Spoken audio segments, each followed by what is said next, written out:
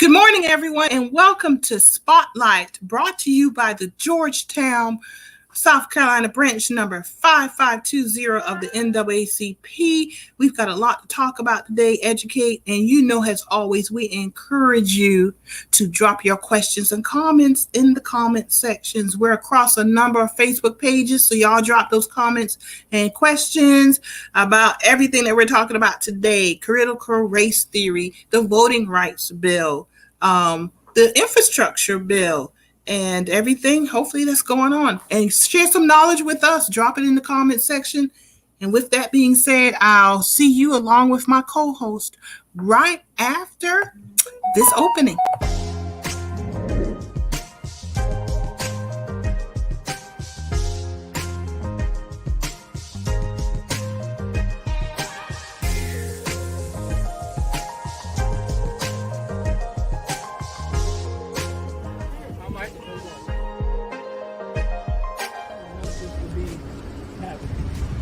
Heavenly Father, we ask you to put a hand of protection.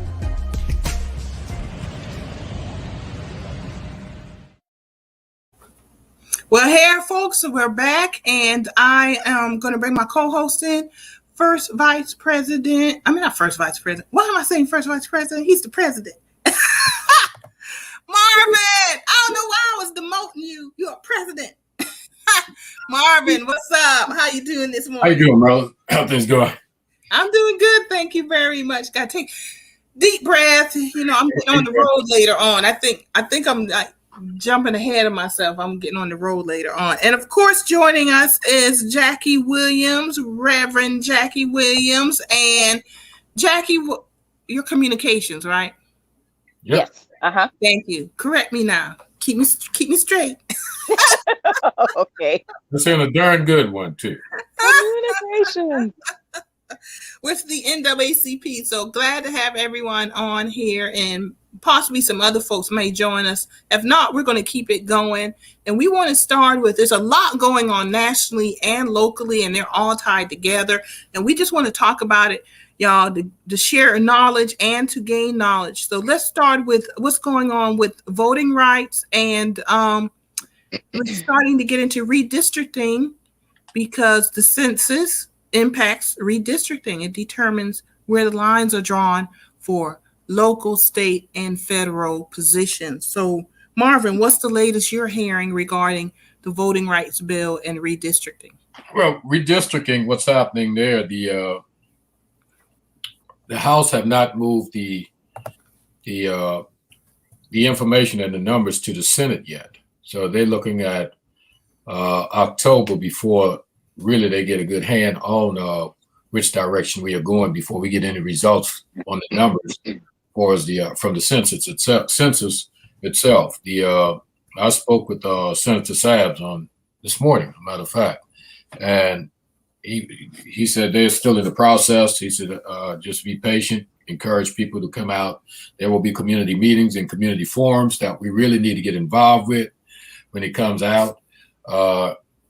Ourselves, we will be looking at, some key areas and stuff, and key district, county council districts here in Georgetown and stuff. And as the NAACP will be doing across the state to see how we are more effective and affected by the census. And we lost a month of census count, which was the intent, to change the landscape of voting, and that representation also. So it's a process, but we have to be on top of our games. There's a lot we could do once the count comes out if things don't look correct, or not just in our favor, but just correct itself. Because if it's correct, things will be fine.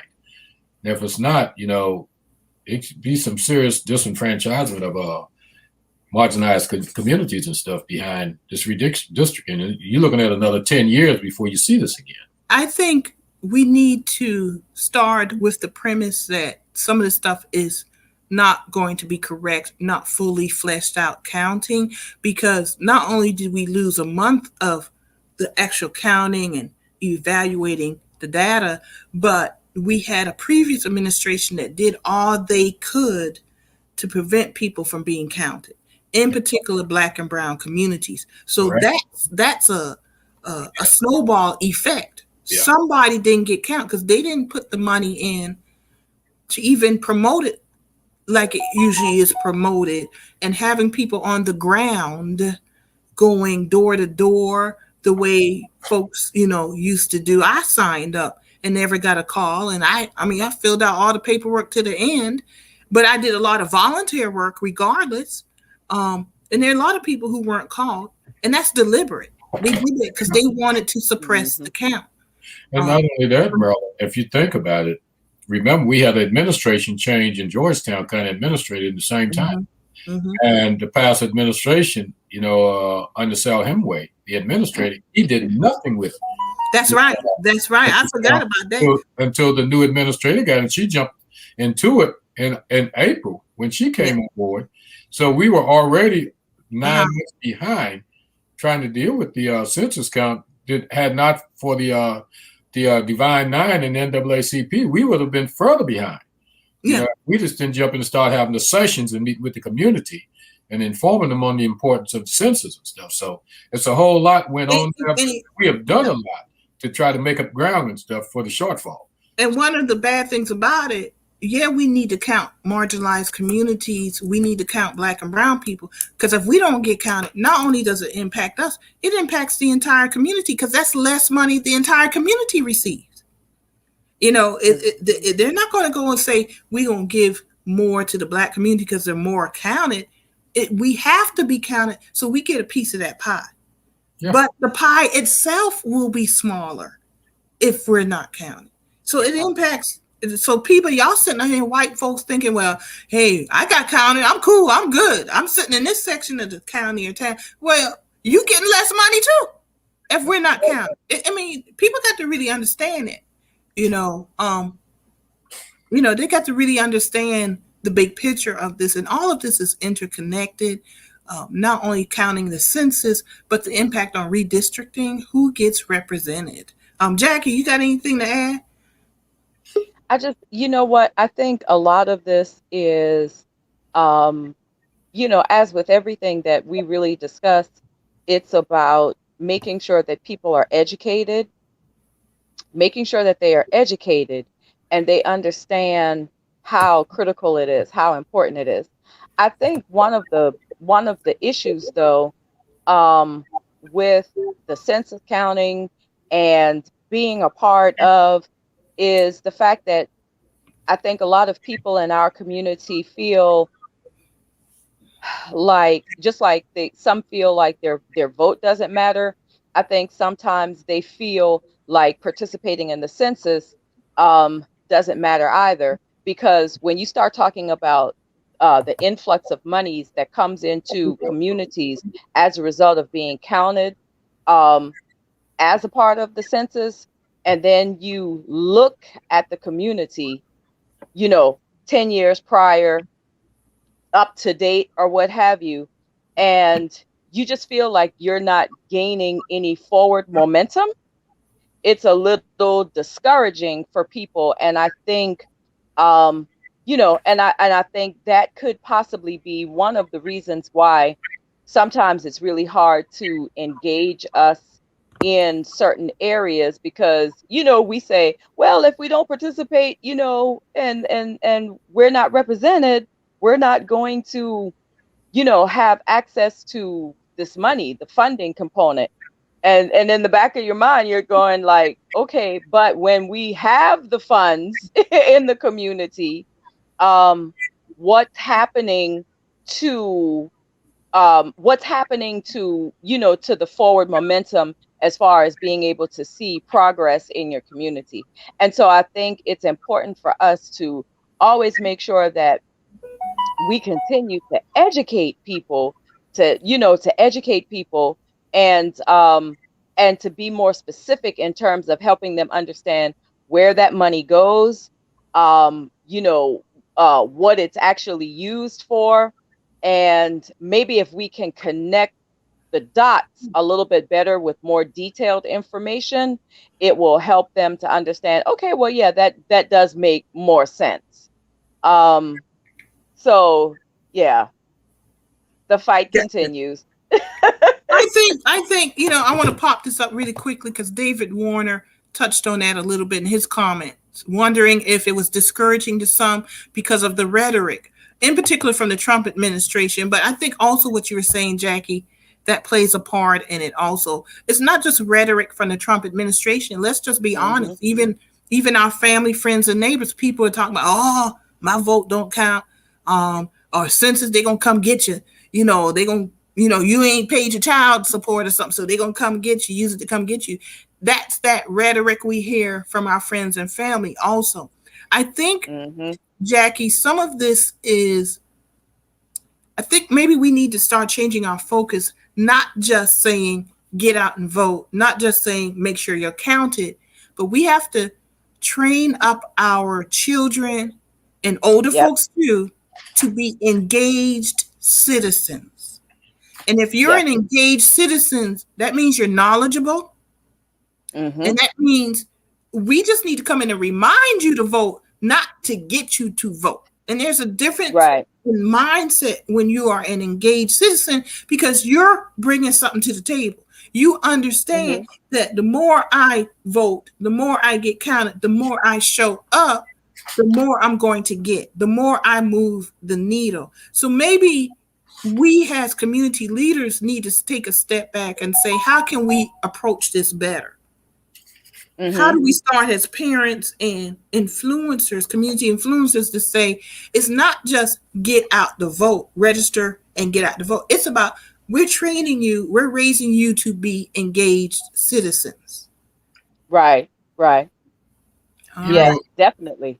And on top of that, Marilyn, it's so critical now, and just looking at it from the national level, from the Capitol. But right now we're looking at a 50-51 Senate, where you have a Democrat just holding out, waving the flag, saying I'm the power man now because I have the vote in my hand instead of the vice president, and trying to hold on to a filibuster that really means nothing to anyone other than the Republicans. That's our challenge right now and stuff. It tells us now how important those votes are and why we have to do this thing again and again and again. Too close is too close, and 50-50 is not good enough. We have to go for that 60 threshold, of which that opportunity is here in 2 years. We have to continue to fight for that. If we look at just the John Lewis Day of Action, what it was supposed to educate voters and, get people out and get them rallying, understanding the HR 1, and the John Lewis Voting Rights HR 4. It was a story that we have work to do. We had a great turnout, but still we need to take opportunities like that again and educate, because that's important. I was looking at a letter that Ebony, which is on the show today, wrote and said, we are made for more. That stuff stuck with me, and I keep it right on my desk.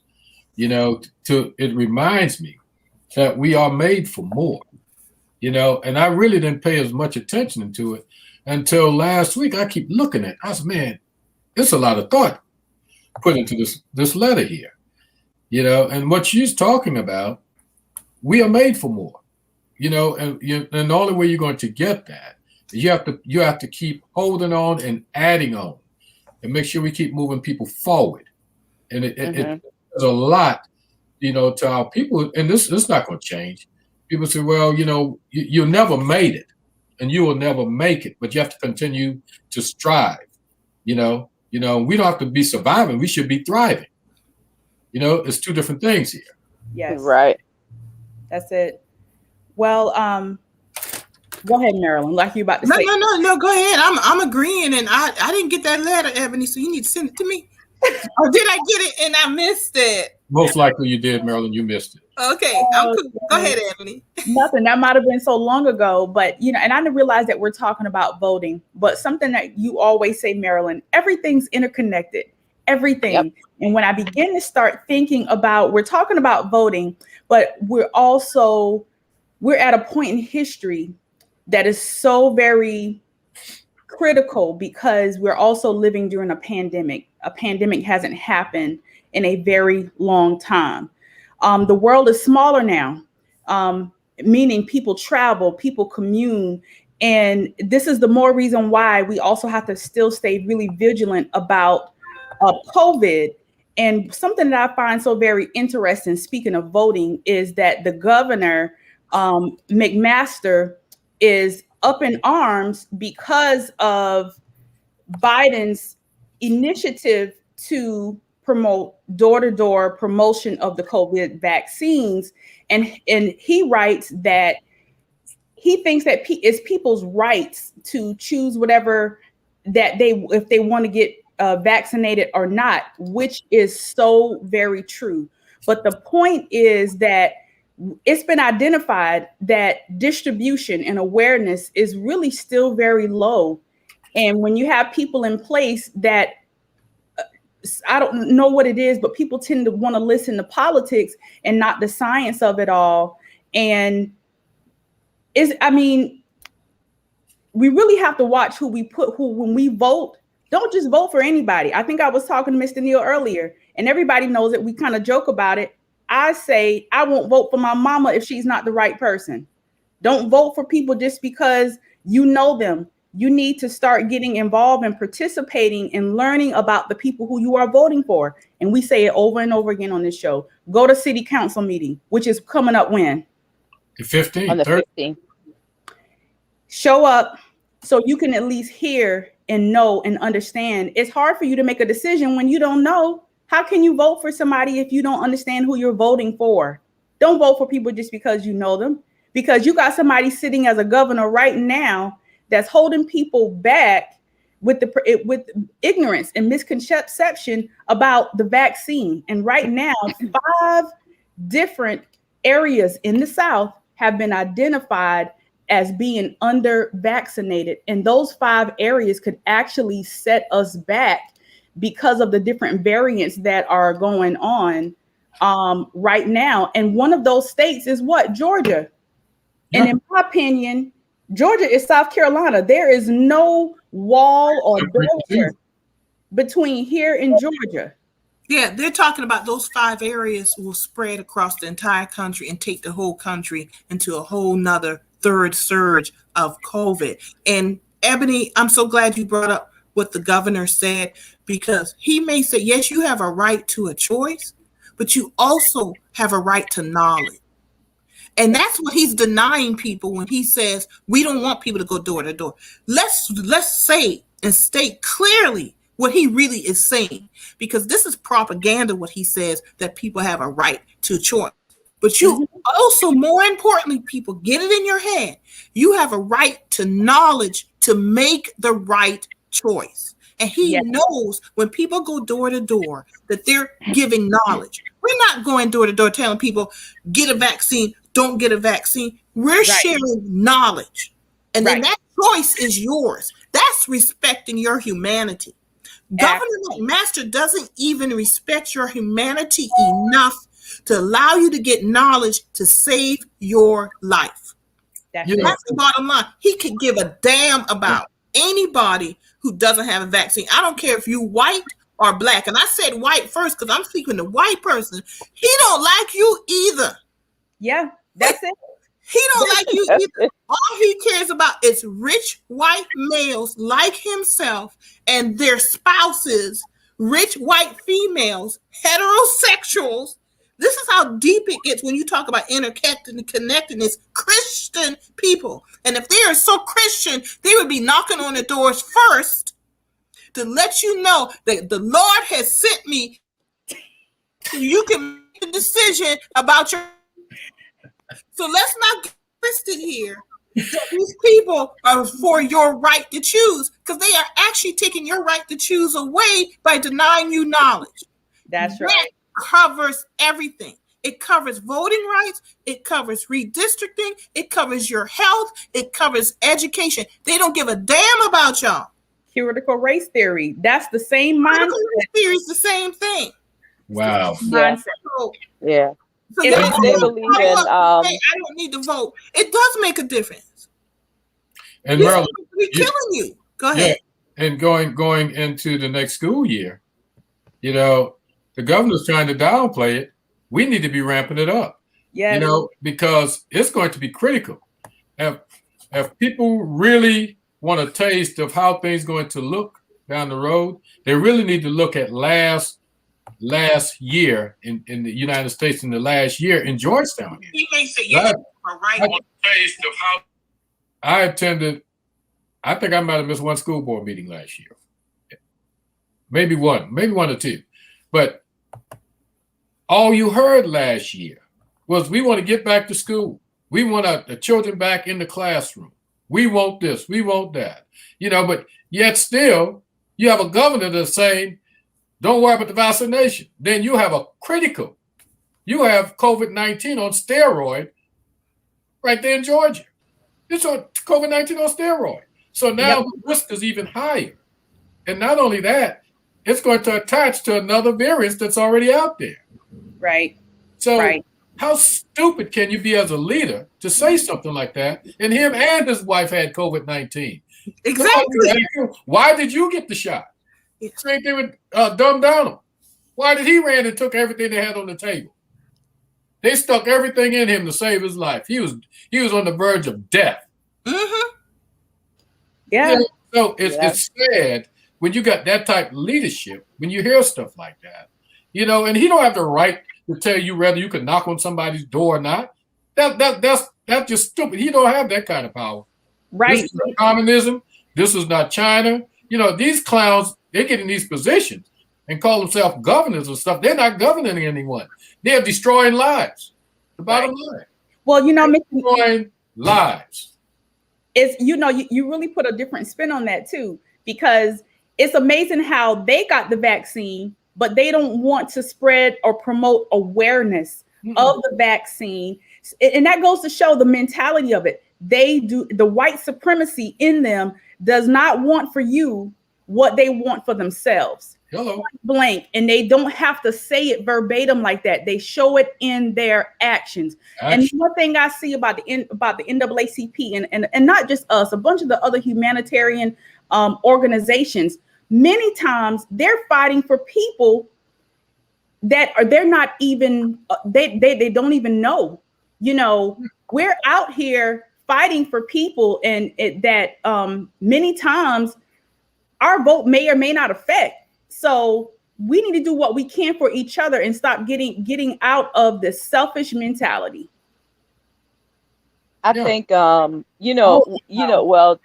they definitely their concept of COVID is herd immunity. That's their concept of COVID. Now notice, when Trump was president, there was an all-out push for the vaccine. It was we got to get this vaccine in place, and we have the all of these drug companies that are pushing and that are getting the funding for the vaccine. As soon as he lost the election, now all of a sudden there's a problem with promoting the vaccine, especially in underserved communities. But we always have to be mindful of the fact that every move that they make is two things, and it always goes back to two things, and that is political and economics. It always goes back to those two things. And at that point, Marilyn is absolutely right. They don't give a rip rap about nobody other than the people that look like them, the people that have the wherewithal to support them. And if it comes down to the last man standing, then in their minds, they should be the last men standing, because in their mind, they are the standard for this country. Rich, white men who's etched in the political world making decisions that secures their families, their constituents, and people that are on their level. And so everyone else is just like, you become a casualty of war. And I think that what we have to be very mindful of, which is something I was telling someone this morning, be mindful of what is being put out there, because a lot of times the stuff that we see is to cause distractions, to keep us, you know, if I could cause the distraction to keep you from talking about what is actually important and focusing on this rhetoric that I'm spewing out here, then we miss the opportunity to inform, to educate, and to make people more wise, because we keep giving time to stuff that is so irrelevant, and as opposed to giving time to the things that are critical, which is educating people about what's going on. And I really think that in 2021, our people as a whole, Black and brown people, people that have been disenfranchised, the underprivileged, underserved in this country, I really feel, especially older generations, I feel like we are suffering from a great deal of fatigue. We're asking people to stand, to rise, but when you have had this kind of pressure on your neck for over 400 years, you get tired. You get tired and just exhausted from, as Marvin said, you get tired of just trying to survive, because you can't even imagine what striving and thriving is, because every day you wake up and it's about, I'm just trying to survive this system that has been designed to work against me and not for me. Right. And the sad part about it is many of our elected officials, those who are not educated, because keeping in mind, you know, people can run. You don't have to have, it's not much qualifications that you have to have whenever you run for some of these positions. And some folks are running who are uneducated about what the ins and outs of what they're running for. You know, and they sit back and they're watching this happen. They could even be inadvertently voting for things that they should not be voting for or against. And speaking of knowing people, you know, with McMaster, he's sitting on the side of the fence with a group of folks that also did not want a nonpartisan committee put together to investigate the January 6th insurrection. You know, again, please pay attention, folks. You know, and you hit a lot there, Ebony, you know, and I'm still looking at your letter. You said pray boldly, engage, and give generously. That's a lot, you know, and say do more, be more, and go more. That's all in this letter. Y'all don't have the privilege to this letter. I'm gonna frame this letter and stuff. But this letter is off the chain that Ebony sent to me personally. Nobody else, so don't expect me to copy. But Ebony, I want my own letter. I want the but since you're customizing letters, Marilyn and I want our own customized letter. Thank you. You know, it's so funny. I'm so glad that he pulled it out, because I don't even remember writing. A lot of time when things come to me, you know, and I'm not trying to get spiritual, I'm a spiritual person, I just put it down when I know that is right, you know. So that's cool, Mr. Neal. Thank you. Oh yeah. And it was written on February 4th, 2020 also, and it's signed for me. I just want to get that out. I'm not rubbing anything in anybody's face or anything, but I just had to get that out, you know. But we are made. I know, for more. Right, Marilyn? We are made for more. Yes. I do want to say something quickly, and I signed off because I had to go run in the back, because y'all know I have a library. And talking about knowledge, and that's what we're talking about. knowledge is key, and they want to keep people ignorant because you can make bad decisions then when you're ignorant. And let me make clear, ignorance is not stupidity. You can change ignorance. Ignorance is lack of knowledge. That literally is the definition of ignorance. Stupidity you can't change. And stupidity, a good example is you don't know you ignorant, so that's stupidity. You don't know you ignorant to gain knowledge. That's stupidity. And you can't change that. And the ultimate stupid person was Donald Trump. There's nothing special about Donald Trump. He's a typical white man who was born into money and given everything his entire life, and he thinks he's entitled because I'm a white man and I got money and I made money. And he didn't even make that money. His dad gave him money after time, and he thinks in his head that he created that stuff. That's why anything he did independently from his father has failed. But he's the epitome to a stupid person of a smart person. Yeah. That's what he is. Yeah. But you don't have to be that way. We all have to constantly change our ignorance and be better people. And I say all this to say we got to talk about education. We've got to talk in terms of being engaged. And if you're going to be an engaged citizen, you have to have knowledge. And that's why we're here and talk to people. We're just sharing the little bit of knowledge that we have because we are always constantly learning. And I just wanted to point out some books that I have. One, The Secret History of Home Economics, blowing me away. Talk about entrepreneurs and stuff. Home economics laid the foundation of so much, y'all. Critical thinking and all. And we don't have that in our schools anymore. Somewhere, somehow, we got to go back to some fundamentals. We talk about shopping on home economics too. Entrepreneurs, HBCUs played a huge part in home economics spreading across this nation.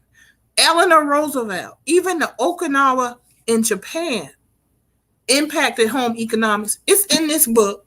And who had an idea? I just happened to pick up these books because I'm constantly buying books. I have John Lewis's story.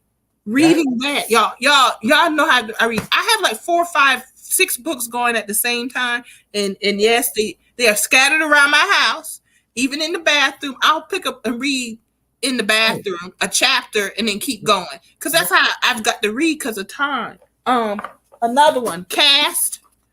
This is huge. If y'all have read this talks about social economics and race.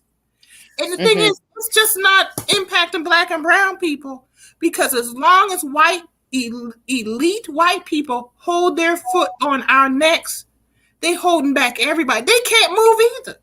That's why racism and racist sexism, all that stuff is so stupid. When you holding somebody else back, you cannot move either. This is why our country's in trouble. This is why China is kicking our butt.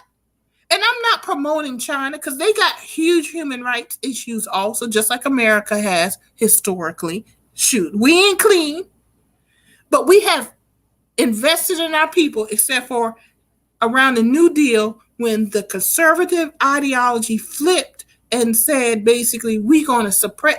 It always has been our system. That's why critical race theory is important to understand our history, that this country was created systemically to benefit a small group of land-owning white males and the females they married. Off the back of enslaved Black people and the genocide of Native Americans. Yes, like Wedgefield plantation owners. We're not gonna go there. We're gonna stick with education, and we keep talking about critical. Hey, huge. There's stuff in that book you literally could be written in 2021. What Frederick Douglass said, and I'm not saying this to discourage people because you're like, man, the color of law. Yeah, there's another one. I can't find mine, so it might be in my car. I got them all over the house. I just grab them when I have time. But but things do improve. But you also have to understand the history to understand the context of what we're going through now. There is a common thread throughout history that ties everything together. This is why they're attacking critical race theory. Elite white men who own corporate media are twisting critical race theory to manipulate middle class and poor white people with fear so they can be the foot soldiers to hold down black and brown people. You need to read this. The millennials. So you can understand local history. Yes. That's literally library near you. Georgetown. Why they are attacking critical race theory. Let me repeat that. So elite white males and females who own corporate media, corporations, and businesses can manipulate middle class and poor white people to be the foot soldiers to hold back black and brown people. Yep. They don't want y'all to know the truth. Yeah. This is the new one. This came up by the NAACP. Yeah. 20 black. This is huge. Yep. Yes. And I think I shared with someone, and I'm not sure if I tagged. I'm not sure if I tagged all of you into an article that I found about the browning of America. But it was a very, very well put together article. I know I shared it on my page because when I saw it, I just, I had that knee-jerk reaction and I just started laughing and I was like, yes, because ultimately at the end of the day, this is the issue. And there's really no other way to put it. What it all boils down to is the loss of power and control. And the fact that the dynamics and the color of this country is changing. And as a result of it changing, those that have been in power since forever, feel the pressure of losing power and losing control. And so all of these acts of discord and, just like Marilyn said, putting fear into people so that they could be foot soldiers. It is all strategically designed but like I always tell them, look, I don't care what y'all say. I don't care what y'all do. I don't care how many people you try to take out. The browning of the United States is going to happen because it is happening. And, and you really can't do anything about it. Well, you can't. Yeah. And the thing about it is the browning is happening regardless. But let me tell you another spin on it. I forgot who said it, but they said that if America was to fail, it won't fail from an outsider. It would fail from within. And what I'm seeing right now is a breakdown because they understand the loss of power and control because of greed. And let me tell you, Americans are severely overweight. The average person is overweight in America. And it's because of our own success. Our success has killed us. We can drive through and pick up our laundry. We can drive through and get our food. We can drive through and we don't have to get out of our car. And guess what? That's a wonderful thing. It's convenient, but it's also killing us because now we're not as active and we don't do things to offset those different conveniences that we have afforded ourselves to do as Americans. Now, on the flip side, all the people that benefited, I'm talking about financially from coming up with all these different things, the success of that is going to kill them. Let me tell you why. Back in the day, people don't understand we're in a point in time when my grandfather was a little boy, we were in the agriculture age. Now we're in the then it was the industrial age. And then now we're sitting right here in the middle of what? The informational age. And we're experiencing that live and well. When I grew up, there were encyclopedias. The man used to drive by selling them. Mm-hmm. And guess what? Yep. I would read them encyclopedias. If you needed to find information, you got the encyclopedia and you look it up. But if you want to find out something now, even my children, things I would have never even thought of as a child. You can pick up a book, you can pick up a phone, a computer, and find these things out. And the same thing that made them successful or rich is going to be the same things that break them down, because once people become educated, you cannot hold them back or pull a wool over their face. And that's the challenge.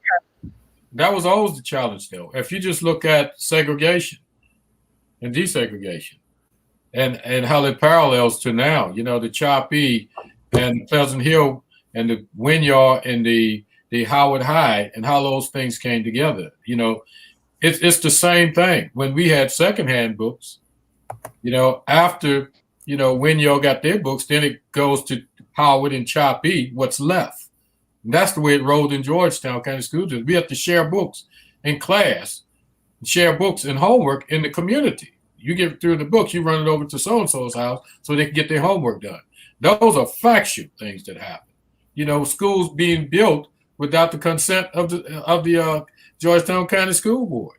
You know, it's all kinds of stuff happened here. Pleasant Hill was built under the table. Wasn't even supposed to be built. But see, those are the things that happen. It's called greed. Now they're pouting about, you know, Carver's Bay still pouting. You got some families still split. One child go to Carver's Bay, one child go to Johnsonville. The homes are still split, but it tells you the color of America. It's going. The browning of America is going to come. You know why? Because America and the world was designed from color. Was designed from color. Everything came from color. So everybody needs to just find a little blackness in them, accept that, so we can just move on and come back out of your four corners of the earth, because that's what's happening now. We are coming back from the four corners of the earth, right back here in the United States, and say, hey, here we are again. You know, all colors right here. And that's just the bottom line. You know, we can't change what is. You know, we tried to change the name Africa to Ethiopia and everything else just to say, oh, well, I didn't come from civilization, didn't come out of Africa. You know, Bethlehem now, you don't even hear about it anymore, which is in Africa. Everything's in Africa. Everything came out of Africa. I came out of Africa. Donald Trump came out of Africa. He went somewhere else, you know, but he came out of Africa. That's just the bottom line. Everybody came out of Africa. So why don't we just find our little bit of blackness and say, thank you, Africa, and let's move on. Because everything, inventions came out of Africa. Everything the airplane came out of Africa. Black woman. Everything, the sewing machine, the spin engine, and all the stuff came out of Africa. The peanuts, the okras, everything came out of Africa. What did America have is the question. Shit. What did we have? We had a gift that came out of Africa. Again, it was the black man that they refused to give their props. You know, we weren't handed anything, you know, but an unfair deal. We didn't come there volunteering to be slaves. We were lied to, as we're still being lied to today. Reparation is still necessary. We gave it to every other country. I had a conversation this morning where empires came up. And if you look at history, empires ebb and flow every 400 to 500 years. Mm-hmm. There were African empires that people don't realize. In about 1520s, the last African empires, the ebb and the flow happened. And that the consequence of that is the enslavement of a people. Yeah. You know, and enslavement has different definitions. Now we see the prison industrial complex, and the 13th Amendment actually still left enslavement. America right now is at a time of ebb and flow. Yep. You know, and if we don't get our act together, as Ebony said, internally, that's where it is. The what we're doing internally is what's going to kill us. And Ebony, one person who knew that and said that, not a direct quote, was Obama. 9/11. Yeah. He said it. He said it. The planes going into the World Trade Centers were symbolic to him of what was going to take down America, our financial economic system. Yep. Because it's what Marvin is talking about. That greed is going to kill us. The greed that is systemically embedded in our Constitution. They told us in the Constitution that our ancestors were 3/5 of a human for economic reasons, because that was making them rich. So if you foundation sinful and negative, I don't care how much you paint that pretty picture and cover it up with three mansion and all, it's going to circle back around on. So Marilyn, go ahead. I am very concerned about even the value of our dollar. You know, over time, the greed and the rich they've gotten the gold backing to our money. And I forgot what the dollar is actually worth. And I hear about it and I have read about it. But we're in a horrible financial economic system problem. I feel it. I have a daughter who's overseas right now. And I told her, I said, well, tell you what. She said, Mom, I'll pay for my plane ticket. I said, no, you doing good. I'll pay for it. So I told her, put it on my card. So she's over in Europe. And I think the plane ticket came up to $700 and something. I said, man, you found a great deal. Well, then I looked on my credit card statement online. That thing came up $900 and something. So I called the airline company all upset, right? I'm like, nah, y'all overcharging my card. I never thought about the difference in the value of between Europe and here and China. And you just go on and on, like Ms. Marilyn was saying here before, we're in a crisis. And if anything would have happened, it's because of the greed and the things that people had done years ago. That's why folks, white people, cannot understand why we're so upset about slavery and all the injustices that were done 400 years ago. Their whole thing is, well, it's no slaves now. People don't own slaves now. But the problem is because of the decisions that they made 400 years ago, 30 years ago, 100 years ago, last week even, is causing us issues right now that if you don't acknowledge the problem and find a way to address it and deal with it, we're going to be sinking further and further in the hole. That's like a person denying that they have cancer and need to see the doctor. Well, we are in denial. Well, I'm going to say white males are in great denial. And let me give you an example. Let's go back to the dollar, the value of a dollar. The only reason the dollar has a value is the agreement between human beings that the dollar has a value. Yep. That's it.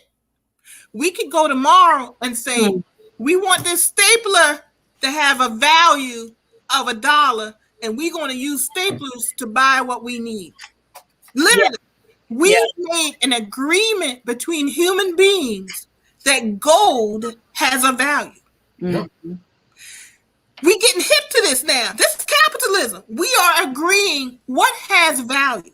We agree that the dollar bill is worth $1. The $20 is worth $1.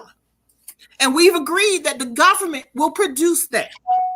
That's an agreement between human beings that it has value. We're getting hip to how capitalism works, right? But what's the white male doing? Still running from the reality that all we have to agree that everybody has to deserve shelter, food, and clothing. Hello. So what are they doing now? They're inventing cryptocurrency to change the game. They've agreed amongst themselves. Cryptocurrency, something online, has value. But let me tell you what's going to catch up with them.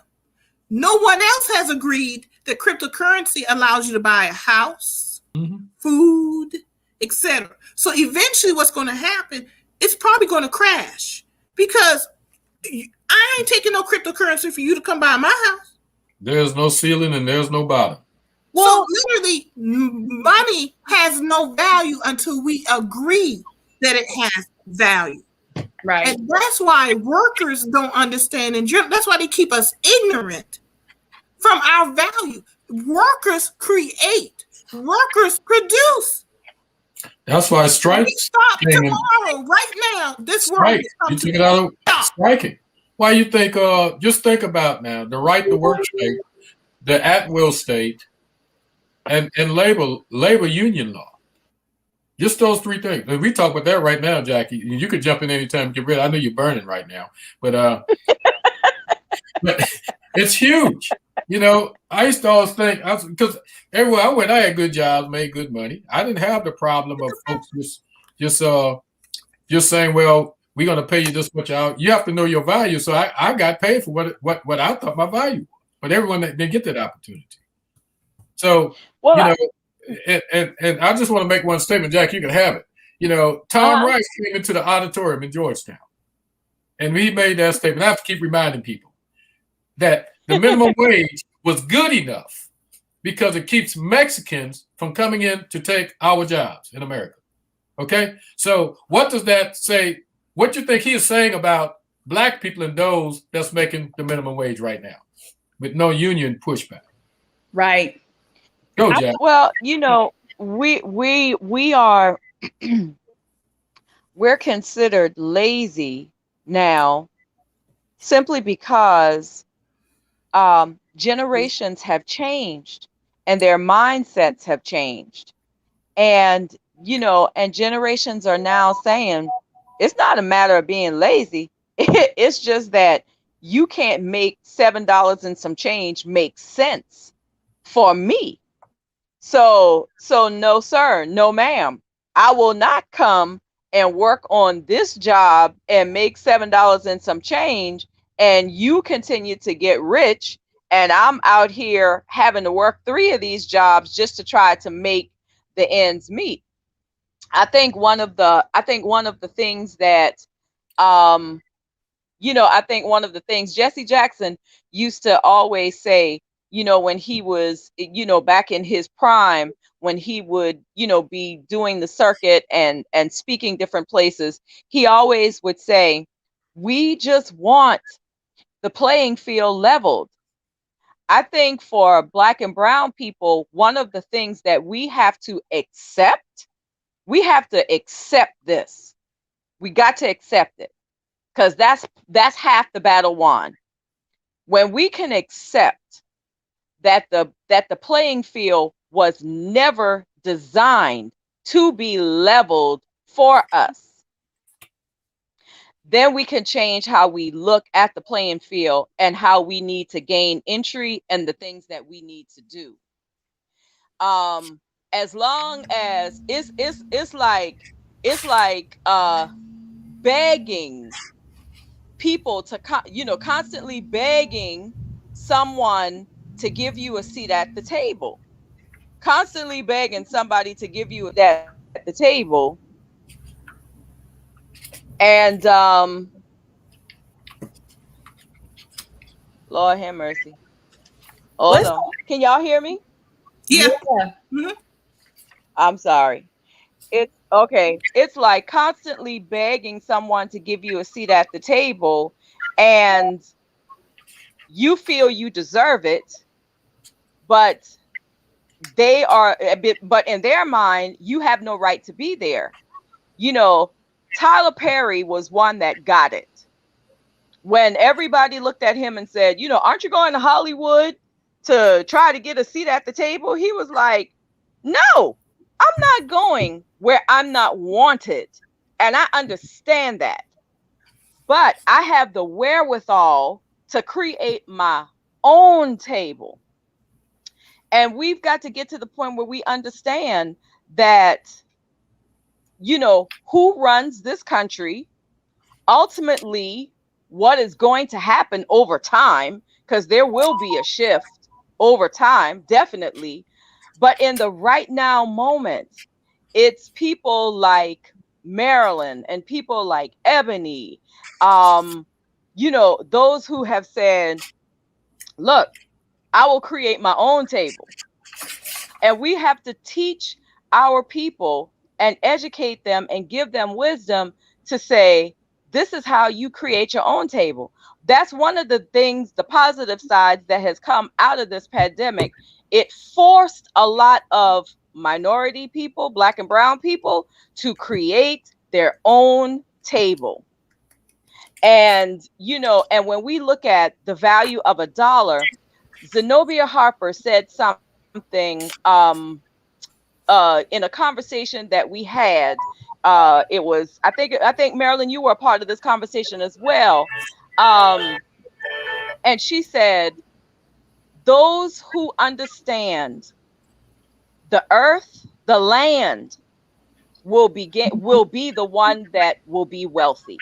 And it goes back to what you said, Ebony, about the condition that we are in. When we can get people to understand that you might have $100,000, $300,000, and you could go out there and you can go to a dealership and you can buy a Bentley or Rolls Royce or whatever, and that may serve you at that particular time. However, if Marvin has a garden and there is a food shortage and crisis, which we are currently in, who has the wealth? The person with the garden, or the person with the Rolls Royce or the Bentley? And so we've got to educate, that we need things like more community gardens, people learning how to sustain themselves and their family from the earth. Because eventually, let me tell you, we're gonna hit rock bottom. Well, because these folks are not gonna give up easy. And we're gonna hit rock bottom. We might as well come to that realization. And it's just like the conspiracy theorist who has a bunker full of supplies waiting for it to happen. We cannot get caught sleeping at the wheel. We need to be prepared to sustain ourselves, because eventually the powers that be, and we see it, they are imploding. I mean, they are imploding. You're exactly right.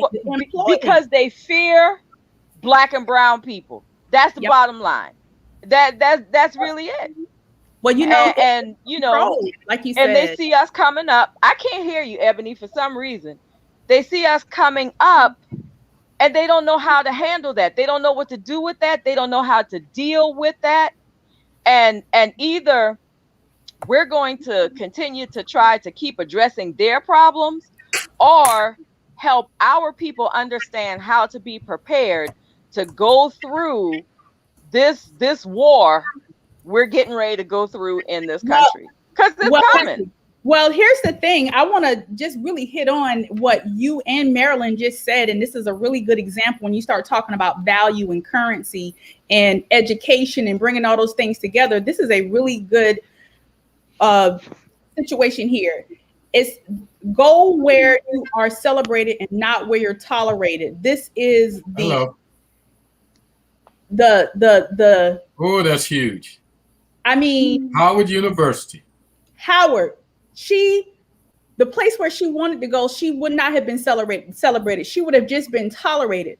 And to Marilyn's point, and this is just a matter of education. That goes to show how the people did not like the education, the awareness that she was trying to spread. They didn't like her study. So they felt like, oh, I can tame this person. I can control the narrative. I can control their money and things of that nature. And they try to use this person, and it turned on them. So guess what? She took her $15 million grant and she took it over to Howard. And now she's letting that benefit this historically Black school. And the thing about it is, and to Marilyn, I hope that cryptocurrency is something that is a new way of the world. It's the same thing that they did with prohibition. It was prohibition because of some political BS, and it was because they were not able to find out a way that they can capitalize on it. The same thing with marijuana. People are locked up in jail right now over an ounce of weed, something that right now, the reason why it's starting to be legalized, because they have come up with a way to control it, to control and make money off of it. It's the same thing with cryptocurrency. Cryptocurrency came about because of the value of the money has gone down, and they have full control of it. Why not put it on a ledger that everybody's in control of it? And the problem is, guess what? They probably will make it where it's something acceptable worldwide. People do buy things with it now. with cryptocurrency. But the problem with it in the beginning was they didn't have a way to control it. That's the part that they are afraid of. And getting back to what Miss Jackie said, it's about control. They're employed because they don't have control of it. In Miss Maryland, it's about education. So long as they can keep people dumb about what's really going on, again, they feel like they can control the narrative. So why not marijuana? Why don't we have other states are controlling it now? Because marijuana was legalized because a lot of white kids finishing college couldn't find jobs or were not smart enough to find jobs. So their rich daddy said, we got to get this industry over here legalized so I could at least justify myself, my son and daughter selling legal marijuana, knowing full well that there was already a market out there. That's why they are legalizing marijuana. It's money. It's still greed and money. So they're creating the system. They're recreating the system through marijuana. And it's just a matter of time before it's legalized in South Carolina. The only people that have to satisfy is these so-called Christians. Oh, marijuana is evil. It's a gateway drug to other drugs. Well, we'll play that game with you. Let me break it down for you in South Carolina how they're going to do it. They're going to first focus on medical marijuana. Medical marijuana is good for little Miss Alice. She's dying of cancer. So we've got to pass the medical marijuana laws, and then the Christians will go, yes, you're right. Miss Alice needs that help. Let's pass that law. But we're going to pass a conservative law. All they want is the crack in the door. Yep. Because once you pass it in South Carolina has medical marijuana, the next thing is, it's not too bad. It's helped Miss Alice. I got Brother Billy over here. He got some mental health issues. We need to loosen that law a little bit. So they're going to loosen that law a little bit because by doing it gradually gives them time to perpetuate the system where they control marijuana. Because the key for us, for Black, brown people, is like we have got to stand up and say, if you're going to legalize this medical or whatever form, you need to release all these Black and brown brothers and sisters you done put in prison for selling. Amen. Because we're building a system, giving enough time that they'll control it. Yep. Right now, they didn't control it when it was illegal because who was making the money on the street? The Black people. But we weren't really making the real money because the real money is the people who own the boats and the planes bringing big batches in. That's what it's going to be legal in South Carolina. They just got to play the game to satisfy the Southern Baptists who are they are in the hook too because, hey, you got to donate a little bit more to the church. You got to do some good tithing. So it's all about money. Is that cynical, folks? Yeah, I'm freaking damn cynical because I'm a Black female in America. Yeah. And that's how the game is played.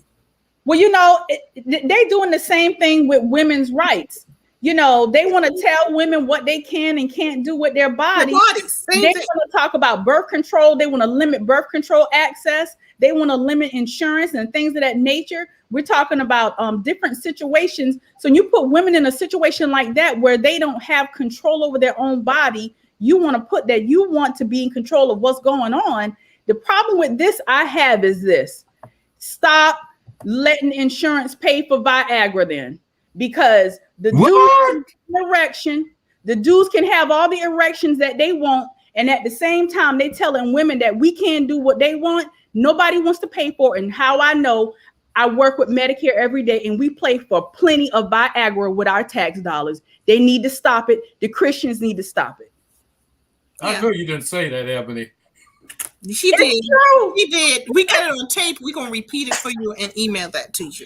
Well, but Ebony, you're right. Ebony is spot on because look, Susan G. Komen Foundation, Cancer Network, Sisters Network, women have to march holes in the bottom of their feet to try to get funding and monies for cancer research, the advancement of certain drugs, this, that, and the other, and to gain access. I'm sorry. I love you, Marvin. I'm sorry. but I have never seen a group of men out there marching, trying to get, you understand what I'm saying? Trying Viagra. to get money for research for different cancers and for different, illnesses as it relates. And because they're going to make sure that they have theirs, and they're going to make sure that they have theirs. And it just screams to control.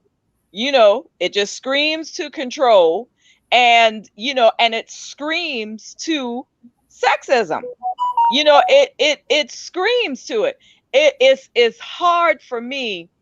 It is very hard for me to believe that we have the innovation, the minds, the technology, and the money to send people to the moon.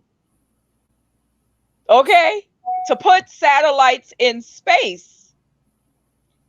But we cannot find cures for certain diseases. Did y'all see how fast they came up with the vaccine for the pandemic? Yeah. Mm-hmm. So now, if you can come up with a vaccine for a pandemic, I mean, really in Mach speed time, because that was very, very fast in comparison to other vaccines that have been created for, for large scale situations throughout history. How is it then?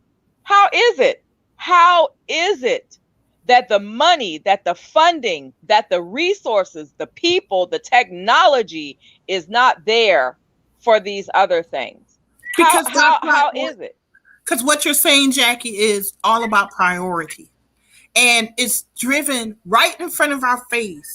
Our first world problems are driven by rich white males. It is. Yep. It is. I'm just telling the truth. 100%. And their priority is not to provide food, clothing, and shelter and health to everyone.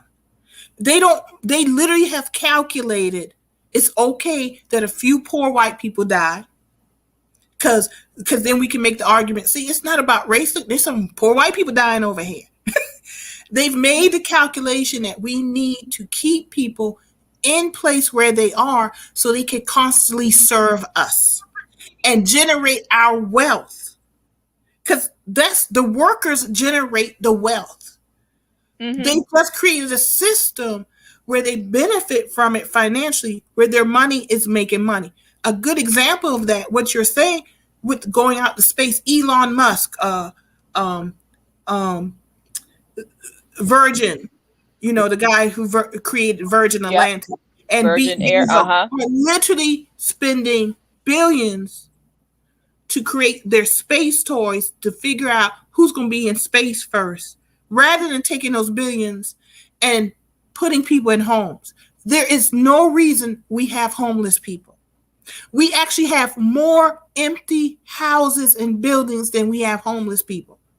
But somehow we can't find the money to fix those abandoned homes and houses to put people in and allow them to create community gardens so they feed themselves and even grow some sheep or something or whatever plant to clothe themselves. Literally, this can be done. We choose not to. The decision, when they say we, I'm talking society, but let's be honest, who controls the system right now? Who created the system? White males. So when we teach critical race theory, it's peeling back the layers of the onion and revealing this. This is why they had to create fear in poor and middle-class white people. Not all, because people are wakening up. They created fear in them so they could turn around and attack Black and brown people, because everybody's got to stay in their place except for these white people at the top who are building damn spaceships so that the earth that they are destroying. And it is proven that corporations are polluting and destroying the earth more than individual people, but they telling us to recycle, and they still polluting the waters and the land. Yeah. They literally are buying private islands, multiple houses, for when shit goes to hell. They heading out. Well, their private houses, their private islands are literally at some point go out into space someplace. And while people, the problems are right in front of us and the solutions are right in front of us, and we are so busy, they're putting us against each other rather than us coming together. Because we can make the agreement, like you were saying, Zenobia has said, our abundance is right in front of us. When we walk out our door to play this summer, the aloe yucca tree, I look at that stuff. I have found more edible food in my own yard. Yep.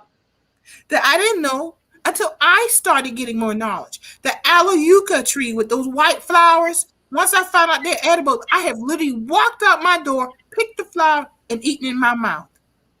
Mm-hmm. The little dollar weed.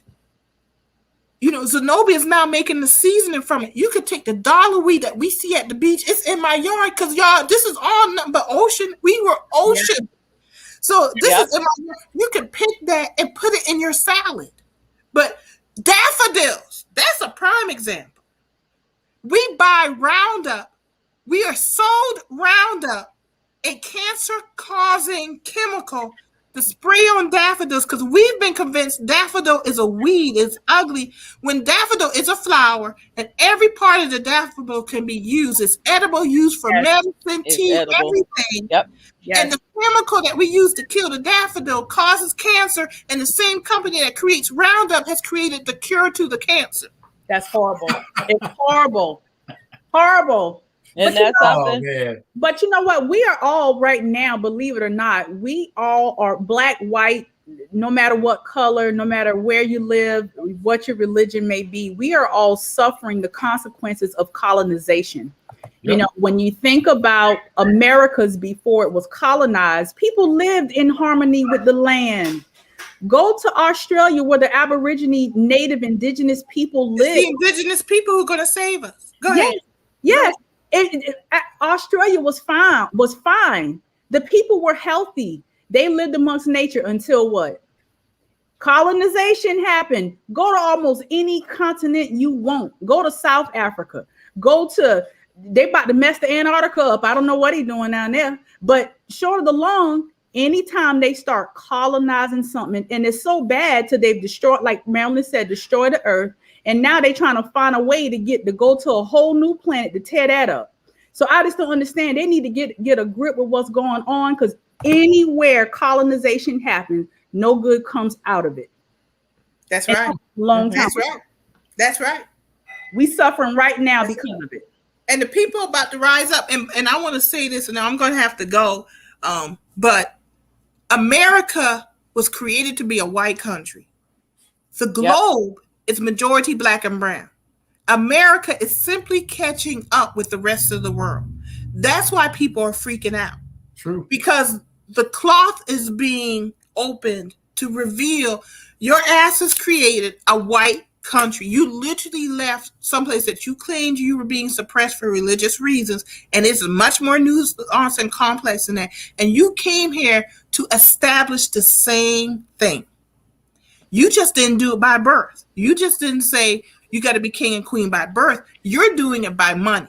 You make money, and we're going to create a system where only certain people can make this amount of money.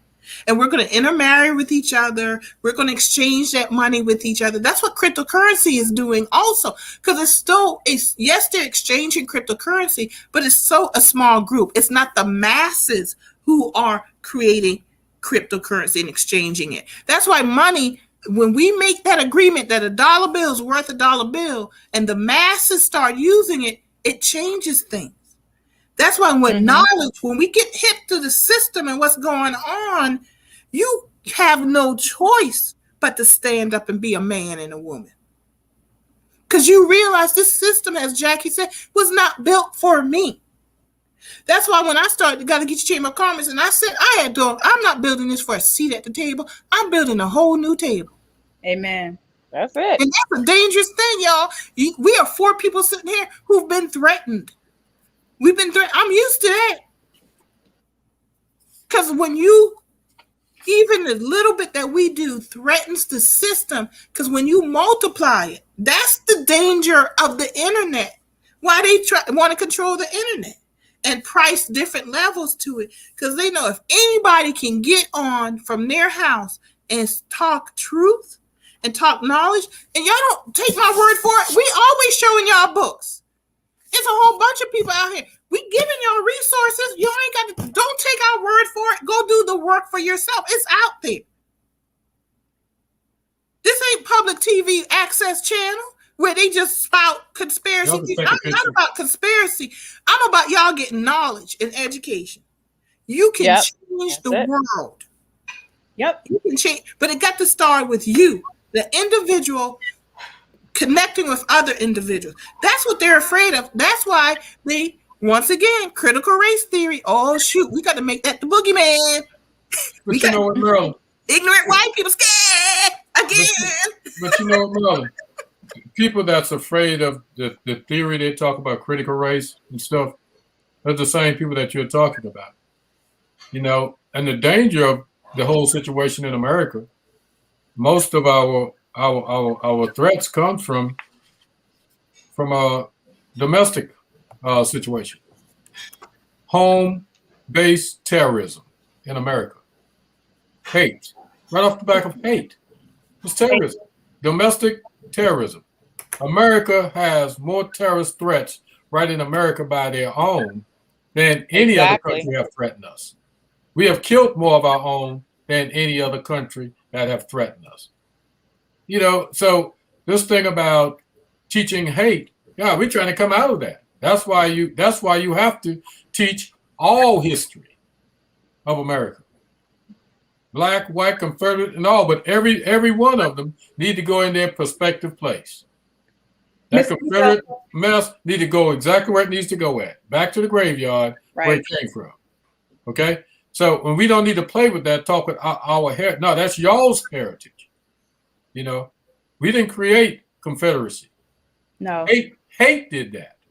Hate did that. Trying to keep Black people enslaved for their economic gain. Mr. Neal, down to. I got a question for you. I am so happy that they came out with the hate crime bill for Asian Americans. It needed to happen, especially through the pandemic. So many of our Asian brothers and sisters have been discriminated against, physical acts of violence, crime against them. But I'm wondering, why is it that African American Blacks don't have a federal hate crime bill, and it only took but a few months for this one to roll out the bag? I want to know about that. Well, because Asian American didn't come into this country as enslaved people. They came in this country for capitalism. They didn't come in as enslaved people. The mentality of racism is based off the mindset of win or lose. You know, Southern white, hateful, mainly white males feel as though they have lost. They never gave up on what really happened. You know, they lost the war. They lost their power grip on Black people that was enslaved. Asian American didn't come in that way. We came in off the ships. They came in off the aircraft. They bought their tickets. Okay? Wow. And we were sold property value of somebody else. You start talking about Asian American, even they themselves felt as though they weren't people of color at one time when they came here, until hateful white folks figured out that they ran out of Black people to beat on because they were fighting back. So I guess the next best toughest thing was Asian American. God, they begin to look like them. They're trying to distinguish the difference now. After a while, there ain't gonna be no distinction because it's everything is mixed up now. Everything. You know, Jackie, you, Marilyn, all of y'all have some differences from whites to Native American, and each one of you, except me, I'm 100% Mandingo. You know, so I'm just saying, you know, I'm Yo, just pure. Marvin living a fantasy, but we got. I'm just pure, I you knew, know. I knew You know, this was so- getting ready to go. No, but I'm not prejudiced against you all. You know, hey, I love all people. You know, I know every one of you came from me, so I'm fine with that. You know, I can share me with I all knew. the rest of the world. You know, all my blackness. It's all right. You know, I'm saying it loud. I'm black and I'm proud. It's all right for me to be this way. I knew this was going somewhere. Okay, I just want to say one thing, that we all came from a black woman. Thank you. that's what I'm talking Thank you. about. That's all I got True. to say. That True, ends that argument right there, Mr. Mandingo. But go ahead.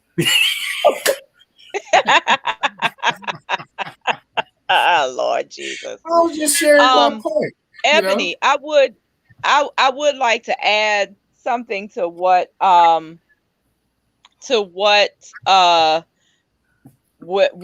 question that you asked, Mr. Neal, Marvin, in reference to why is it we cannot get a anti-hate bill as it relates to African Americans. And I asked the same question yesterday, and I have thought about this thing, and I thought about it, and I thought about it, and I was just like, Lord, why? Why, Lord? Why can't we get one of those? Why, why? And it all boils down to something that I think is very, very simple in a sense. And it speaks to what Marvin said. To acknowledge that African Americans need that level of protection in this country validates our argument. Mm-hmm. And they are not going to give us anything that will validate our 400 plus years argument, because to validate that argument basically essentially means that all along this is what we have been saying, and now you all acknowledge it through this bill. And because now we are asking the ancestors, we are asking the people who are descendants of those that ultimately were the ones that enslaved us. They love the forefathers of this country, this, that, and the other. They love them, and that's fine.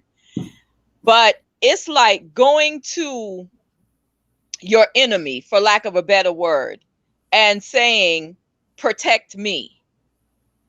Why am I going to protect you?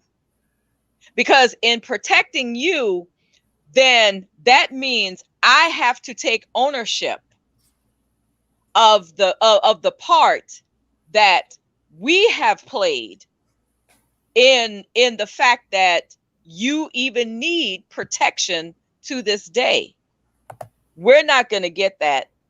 They'll fight it every single time, simply because to give us that, to protect us by law, acknowledges and validates our argument that there is a problem. Jackie, I totally agree with you. Because they know that when Black people move, when Black people gain, we uplift everyone. But by giving Asian Americans, whether they realize it or not, we're going to give this to Asian Americans, because what we're slyly telling you is we're going to accept you. We can't accept the Blacks, but we can accept you because your group is not going to move everyone forward. But when you move Black people forward, it uplifts everyone. And you can just simply look at history, because let's go back to voting rights. Yes. Until Black males got the voting rights, white females didn't have the foothold to get their voting rights. Yep. We have always broken, for lack of a better term, the glass ceiling. We have always been that one demographic that has held this country to its ideals stated on Yes, you paper were. in its constitution. So when Black people move, doors open for everyone. Asian Americans do not have that power. Thank you. Hispanics do not have that power. Black people have that power. But because of mental enslavement, and not enough of us realize that. So you can't, as you say, do a hate crime bill for Black people. This is why we're constantly fighting for our voting rights. Our voting rights have never been guaranteed. Think of it. We think the 1965 voting rights bill guaranteed our right to vote. No, it didn't. They just came back with the new version of how to suppress our vote. Yep. This is in our lifetime. This is not ancient history. This is right now. We are writing the history right now. So they can't, the system cannot allow Black people to gain. We have to constantly fight because they know. You can look at sports. When Jackie Robinson broke the color line for baseball, what's majority in baseball now? Black and brown. Brown. What's the majority in football? Black and brown. What's the majority in basketball? Black and brown. Because every time we break that glass ceiling, it's even in politics, you're not seeing it yet, but it's coming. Locally, you can see that if you really pay attention. When Barack Obama became president, breaking that glass ceiling, there are thousands of young Black people and brown people running for office now. In the next 10, 15 years, you're going to see it on the state, federal level. So they've got to suppress the vote to stop that. They are actively creating an apartheid system. Especially Black women. Especially Black women. Especially Black women. That's the biggest challenge. So they're creating that system, and that hurts all of us because you've got to marginalize the Black person. And if we don't fight now, that apartheid system is going to be put in place. And that's what the fight is officially in place. That's what they're working on. And if we're not careful, right here in Georgetown, what you're watching is a transition of power. That's what's happening. It's slowly, but it's coming. And if you read the article that Sheldon Butts wrote, and the article that Demi wrote in the newspaper, where it's talking about someone coming on the Great White Horse to save the day of the West End. You know, something that's not new. It's been in place since, 2013, been revitalized. 2016, Sheldon Butts, when he was a councilman, and Gloria Tendenboom and those on their board at the city there, you're looking at a Black female administrator now, the highest position in the county, and a Hispanic female administrator in the city. So things are transitioning. Maybe I should not have said that because that might be a fight now to get rid of them. But hey, we fought for everything else. We fought to get them here. Hey, we fight to keep them, as long as they're doing the work. But those are the transitions of power that's coming. So now you see the challenges coming now, as they've done. If you notice what happened with Gloria Tendenboom, they slid her right on out of the picture because she started talking about economics. One of the smartest women I've known in economics, doctorate in economics, top of the class at Clemson. All the work she had done in Atlanta, Georgia, they pushed her out of the system. And I can say that. They pushed her out of the system. Now, what you have now a bunch of misfits trying to do something with economics that don't have a dang clue about it right now in Georgetown. That's why we're in the tailspin. That's why the Great White Horses are coming in again now, saying we're going to save the West End. And that's why voting comes back as the most critical power that you will ever have in your lifetime is voting. That's why voting rights is so critical. That's why voting is so critical. And people have to get to that point where they have to learn how to vote. They have to be educated on why they're voting and why they're voting for this person. Because we're not even there yet. We're voting for I know you and you, my friend, and family members and dogs and cats, whatever. But that's what they're voting for. They're voting for what they don't know, not what they know. Because people are not really doing the job that they were set and put in the power to do. Change has to happen. That's why we need, that's why you see a lot of females now coming up for offices and running for offices, which is needed. We need that transition of power. We need that breaker there. And then, Marvin, you are correct. They are also aware of it. That's why we're getting all this pushback and stuff too. They see, as Jackie said, the browning of America. We know this, and every time you move forward, the system never gives up power willingly. And this is what you're seeing, that backlash, white lash, pushback, whatever you want to call it. That's what it is. They don't even, it's instinctive for them now because they create the system in 400 years. So their first response is defensive. It's, I got to prevent you from taking what I have. Yeah. Not realizing you gain even more. But I'm not even going to give that to them. You know, we're going to build our own table. That's it. And I think I'm sitting in, I have a big oversized chair and I'm sitting in my cat's chair. This is his chair. So he decided to pull rank and come and get in his chair. But we've said this for some time now. I think that, which is why we wage such an intense argument about the situation with county council, and that affordable housing development piece, because we understand the ripple effect of that.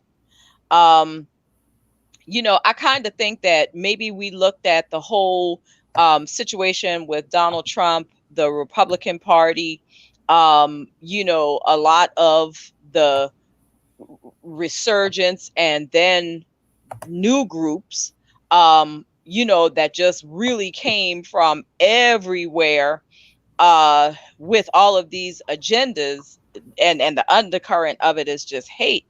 And I kind of think that, when you're in a town the size of Georgetown, you look at this, you see it play out on a national stage. Maybe sometimes we don't understand or get the gravity of the fact that, it all rolls downhill. It all rolls downhill. And so we are seeing it play itself out now, right at our own door, right here, which was one of the reasons why the argument was so intense about that county council vote as it related to the affordable housing development that they wanted to bring into the Wedgefield area. When you give way to that, you embolden people. Now you can look in the local news and see all of these things that Georgetown, the residents of Georgetown, is being hit with, coming from all different angles, that are coming into play that have nothing to do with the progress and the leveling up of the people that actually live in Georgetown. It doesn't have anything to do with that. But when people feel emboldened, that's what you get. That is what you get.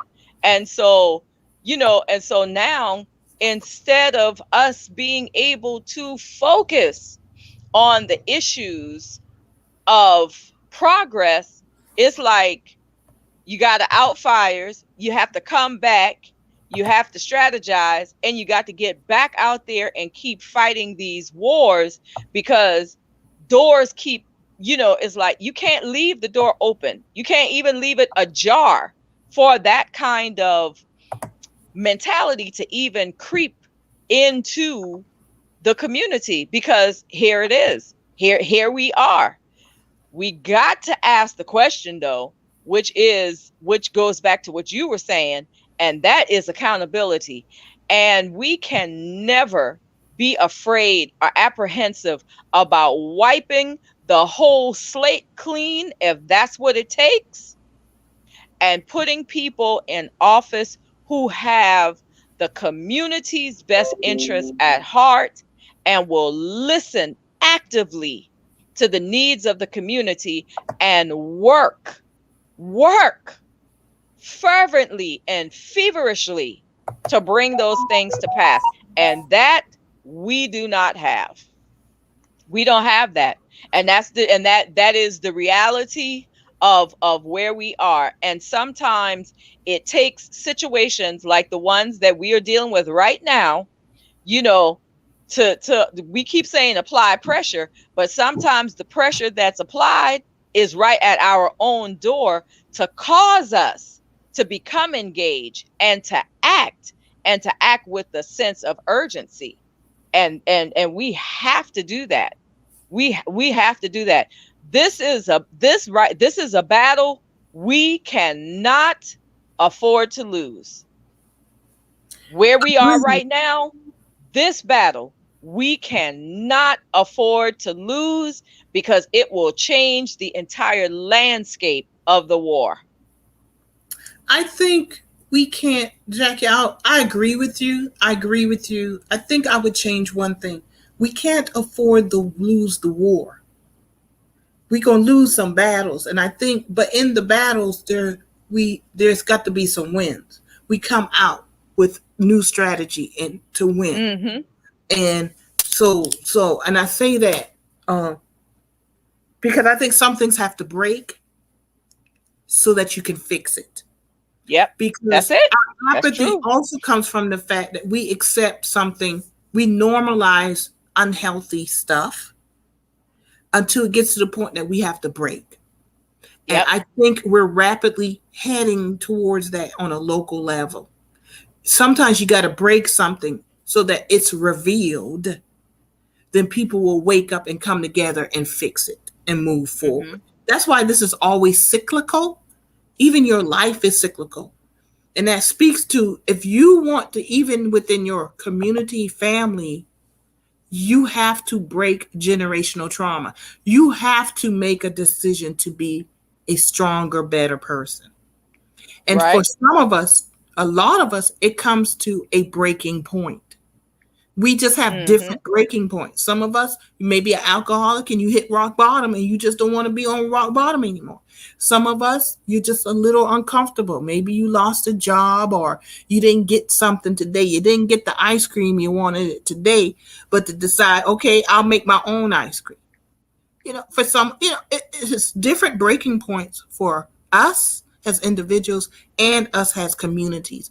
We are rapidly approaching a breaking point. And some people don't see it until the break happens. And you know what else? It sometimes it's not sometimes that it happens to us. We have to make up our mind when it happened to any one of us. It should be our breaking point. So we can't wait consistently and continuously the way we used to wait. Until things get to the bottom for us to move on. People talk about the expectation of the different organizations. Ain't going nowhere. Okay. We wrap it up because I got to go. I just have to go out and kill a snake. She thinks she'll come into the house, but it's all right. But she took pictures of it and stuff. But but the problem is we wait until it takes somebody else to say, hey, this is wrong, to report it to somebody that could do something about it. You see what I'm saying? They wait until it happens over and over again. They don't think back about the impact of what's going on at the time. When they say, yeah, it's all right for me to continue to accept this, they're building the next moment that somebody else is going to be affected that could have been stopped prior. See what I'm saying? And we see it in employment. We see it in the mistreatment of employment. That's why you see lawsuits coming out now. Mm-hmm. You see it in the past superintendent of Georgetown County. He have just abused the position that he held. You know, see what I'm saying? Those are the type things that we have to be so careful with. You know, I don't do want to wait, say this, and Marvin. people need to start fighting for each other. Quit Yeah. standing around waiting and say, "Well, it didn't happen to me." Especially females, they're being destroyed by the system. You know, and females have all the power to fight. They get all the education in the world. You could join all the sororities in the world, all the fraternities in the world, but it means nothing if you're not coming together for each other. You have to stand together. There's no other way to do it. You know, because that's what made us who we are right now. Like I said, we are made for more than just acceptance of what comes to us. And you have to build your own table. And You have to build sometimes, somebody else's. and sometimes you have to know when to walk away. Yeah. And I learned that You did. recently, another lesson, because, and I've said this from the beginning, we always are regaining knowledge and learning. That's what life is about. And if you don't know that, you're really not living. But I say that to say, in my thoughts of protecting the community, it also protected an individual who, in the long run, it was not helping the community. So it took me realizing that I needed to step away and let that be dealt with. And it is being dealt with. It's not being dealt with by me. Yeah. But in my desire to protect the community, I lost sight in that particular case of the long-term consequences. And I had to take a step back and really look at this. Is this moving us forward? This goes back once again. Sometimes something has to be broken. Broken. You're right. Yep. To be repaired. You're right. And it's not even, the general public doesn't even know yet. But it's going to be revealed with time. And I have nothing to do with that. Yeah. What I had to do was take a step back and deep breath and say, okay, it's gotten to this point where I need to remove myself. And I had various reasons to that we don't even need to go into. And I know Marvin and Jackie know. And to say, okay, the chips going to fall where they fall. No, it has to. And then we just, as a community, going to have to pick up the pieces and move on. Keep moving forward. Mm-hmm. So that's what's going to happen. Y'all, I'm going to have to go and shut this down. Unfortunately, I'm already 30 minutes behind time, 40 minutes behind time. I got to get on the road. It's been a wonderful show. Outstanding. Jackie, anything quick you want to say while we wrap up? Yes. We have an initiative going on with the AFL-CIO in reference to the HR1, also, trying to push legislation to do away with this fire at will. I will be posting some additional information in reference to that, but we just came out of a very, very exciting call with the AFL-CIO and the NAACP, and also adding the faith and labor component to that. So I'm asking churches to please be watchful, and we will be contacting you to try to plug local churches into this particular initiative that's moving forward. AFL-CIO is definitely a very valuable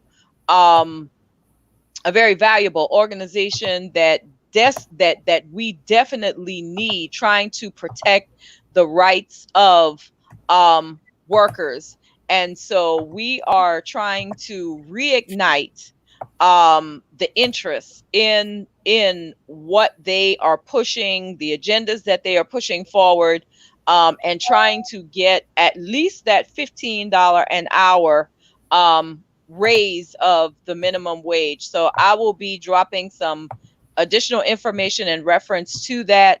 But any pastors, any clergy that's listening to Spotlight, please, you can inbox me so that I can go ahead and start emailing you the information that we have in reference to the PRO Act and how you can participate. And please, if you can't reach Jackie, you could contact Marvin Neal, because we are definitely doing this in a partnership with the FLCIO. One of our local persons here, community activists, is the president now, which is Charles Braves. Very strong brother and stuff. I know him for a long time, and he sat and we had a meeting with the state president on last week, and that's how we begin to move forward on this now, which is greatly needed. Because what they're talking about, labor law reforms. What we just talked about, that $15 minimum wage, we have to change that. We have to actually get there, because that's why people won't go back to work now. They really got a feel for how they can live versus how they were living. And people are just not going to accept that anymore. So businesses are trying to find people now. But what businesses really need to do, they need to find the funding that they had all the time to bring people back to work. They'll figure it out. But things have to change and stuff. Because we are made for more. Also, remember, the NAACP this week is in convention, the national, in Region 5, July 7th through the 14th. So just go into it's virtual. Everyone is invited. It's free. Just go into www.naacp.org and just sign on, and just get a good breath of fresh air of what's going on around us in the area of social justice and civil action and stuff in the United States. That's our youth also. Please sign on and stuff. Thank you for your time, Ms. Mel. Thank you, guys.